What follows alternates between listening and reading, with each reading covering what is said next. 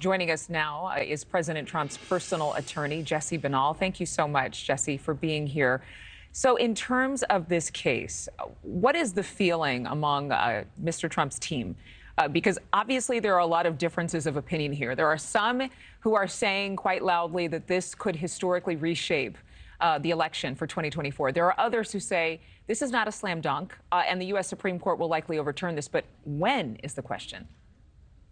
Yeah, that's a great question. And I think his team is quite confident because they have both the law and the facts on their side.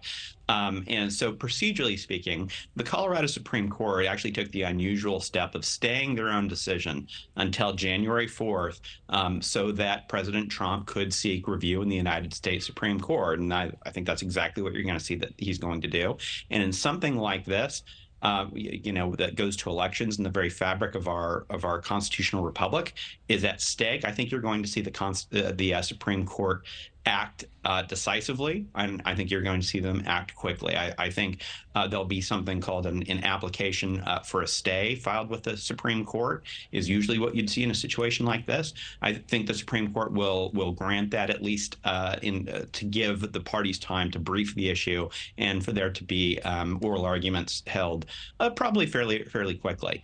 And the important thing to remember then at this point is, first of all, factually here is looking at the facts of this case. On January 6th, President Trump encouraged people only to peacefully and patriotically make their voices heard. He then sent numerous messages out on social media, including Twitter and Facebook, saying that people should remain peaceful, that we are the party of law and order, and that we should always support law enforcement. Those are not the words, not the acts of someone engaging in insurrection. Those are the words of someone engaging in First Amendment protected speech, and far less than what the Democrats do on a regular basis, where they threaten Supreme Court justices are going to face the whirlwind, reap the whirlwind, in the words of Chuck Schumer.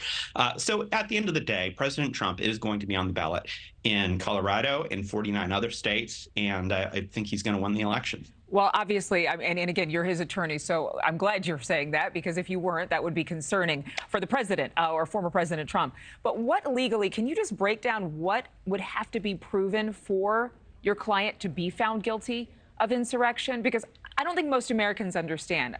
Is it a matter of motive? Is it the fact that he is someone who is so influential, being a president of the United States? Well, first of all, they would have to charge him with it. And, and this is something that one of the dissenting judges in Colorado, who's actually a Democrat appointee and still, rejected this decision from the other Democrat appointees on the Colorado Supreme Court, pointed out that you have to have due process. And here, Jack Smith hasn't even charged Donald Trump with insurrection because he can't, because there are no facts to do that.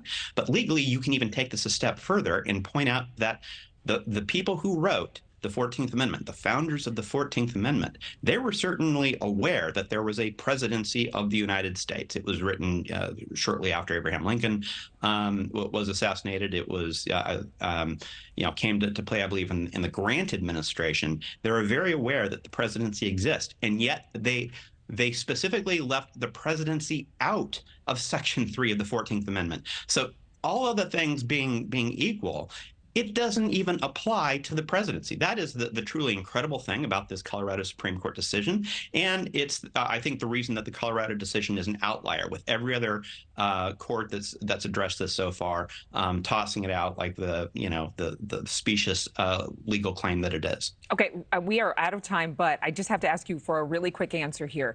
Do you believe that our whole system is at threat, or this would be damaging because it opens a can of worms? I mean, you have one state actually asking for President Biden to be barred from being on the ballot. What would need to be the defense for President Trump so that this goes away? Yeah, we need to return to the basic principles that we decide these disputes at the ballot box, not the courtroom. And if we don't, then our constitutional republic really is in danger. The last time that you saw states kicking people off the ballot was the 1860 election that I'm aware of, before the American Civil War. We need to get back to our democratic and Republican principles of deciding these disputes through the political process, not the judicial process. Binnall, thank you very much for being here on Morning in America. Thank you for having me. Thank you for watching. Go to newsnationnow.com to find News Nation on your television provider. And don't forget to click the red subscribe button below to get more of News Nation's fact-driven, unbiased coverage.